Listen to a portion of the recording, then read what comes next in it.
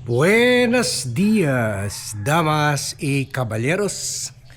Andito tayo sa isa pa rin na clubhouse sa another subdivision kasi 7 subdivision dito eh. So we can freely go around to the different subdivisions. So today we are going to discuss another bad news na naman to the DDS kasi alam naman natin parang kwan na, it is of certainty that ma-confirm yung trial, ma-proceed yung trial ni Duterte sa ICC. At meron 60 days ang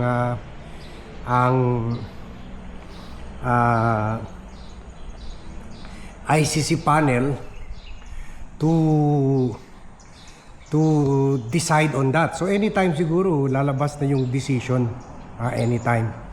So at the same time meron ako na I browse upon an information kasi habang paalis ako na pinadala ng BAT team na apparently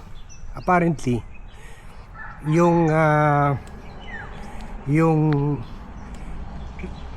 chief prosecutor ng ICC na si Karim Khan ay na-clear sa sa sexual harassment charges. Kung maalala natin, ito talaga si Karim Khan ang lead prosecutor diyan sa kaso ni Duterte sa crime against humanity. At siguro sa ibang kaso pa rin. Magaling ito, mas magaling pa ito. Sobra-sobra ito galing kay Kaufman. At yung assistant niya, ito kasi si Karim Khan, parang kwan siya eh. Ahmad Karim Khan, parang Lebanese British siya eh. Itong si Magnaye Niang, yung nakita natin yung African American na taga-Africa talaga na nag-deliver ng opening speech para sa offering argument para sa prosecution. Si Magnaye Niang, assistant prosecutor lang yun, acting prosecutor, kasi na-suspend nga itong si Karim Khan pending investigation. Pero ito talaga si Karim Khan ang nag-build up ng case mula 2018 pa. Siya talaga nag-build up ng case. In fact, ilang beses na ito sinubukan patanggalin ng mga DDE, ng mga nila Kaufman, ng mga Duterte, patanggalin sa prosecution team or kaya pagbawalan kasi bias daw ito, kasi ito daw ang gumawa ng case build up, tapos ngayon prosecutor. So nung nasuspend ito sa issue ng sexual misconduct, meron daw itong empleyado na sexually hinaras. Although nakikita natin mo parang kwan yun eh, tinimingan yun sa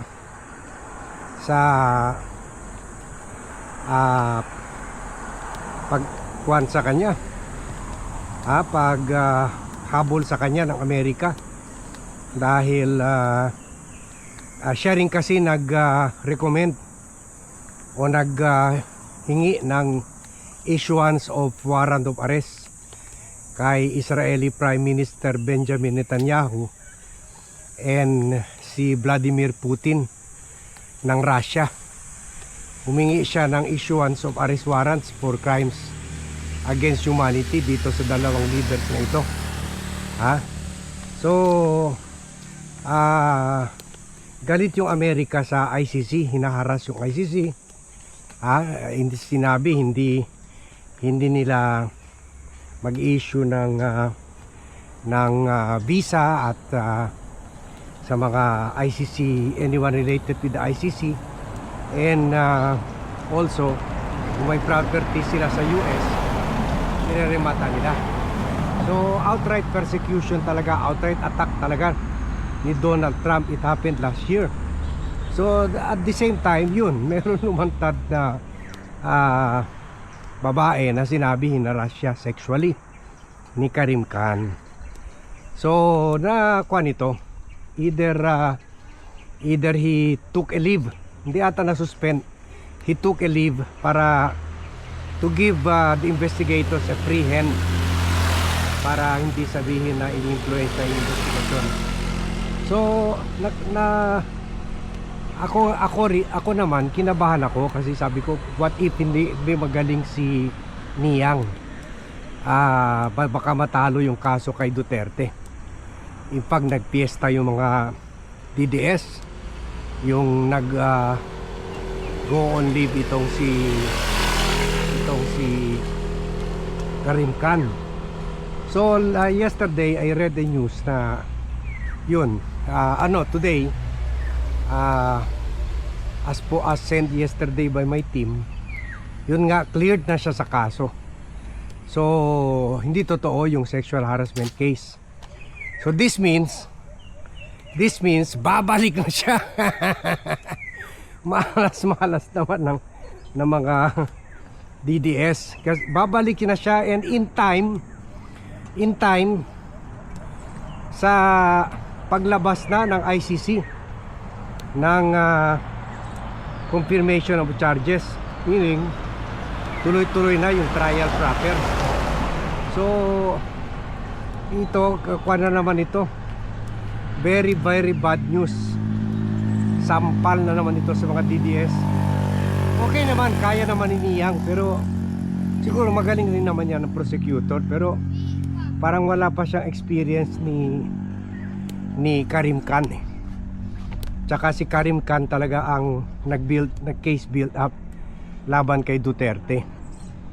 So at hindi ako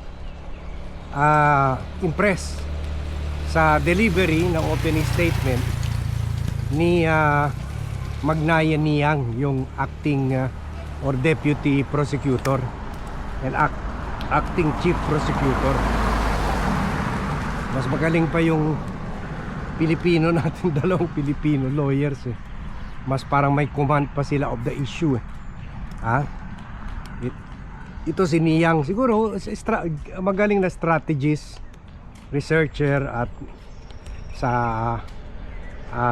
knowledge of the law, pero hindi magaling yung as an orator.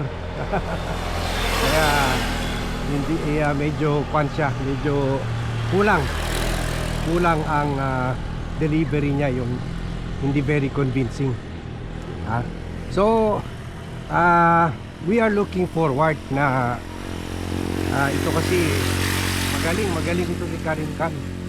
So this is another good development for goodness and bad news na naman for the evil forces, the forces of evil, dahil yung gustong-gusto nila ipatanggal, at natawa sila nung namiesta sila nung nag-leave nga ito, ay he will soon be back in time for the trial. Masaya to.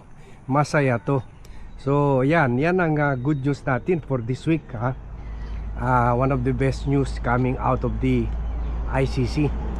Malakas naman ebidensya, pero iba rin yun, magaling yung prosecutor. Malaking bagay yun kung magaling ang prosecutor, diba? Nakita nyo naman dyan sa House, si Leila de Lima leading the prosecutor. So okay talaga si Jinky Luistro. So ganon rin mangyayari sa ICC case, kasi 60 days lang sila to decide. So magwa 1 month na. So anytime maglalabas na yung decision, at thereafter magsisimula na yung trial. And hopefully back from leave na rin itong si Karim Khan. Iyak na naman yung mga DDS sa development na ito, ha? Goodness triumphs talaga over evil. Tingnan nyo, hindi siya nadali sa mga ano-ano mang issue, pero napilitan siya mag-leave sa sexual harassment issue, ha? So ngayon he's back, and this is crying time for the DDS team, especially kay Nicholas Kaufman. Okay, sige. So yan lang muna ang update natin dito sa ICC. We'll be giving you more updates about this, lalo na if we were able to get more details on the clearance given to Karim Khan, ICC Chief Prosecutor, to return back to work. Ayan na, lagot kayo. Andiyan pa naman si Niyang, but Karim Khan will again take charge of the investigation of the prosecution. So thank you very much everyone for watching. Thank you very much for joining me in this vlog. Pasensya lang kung humihingal tayo.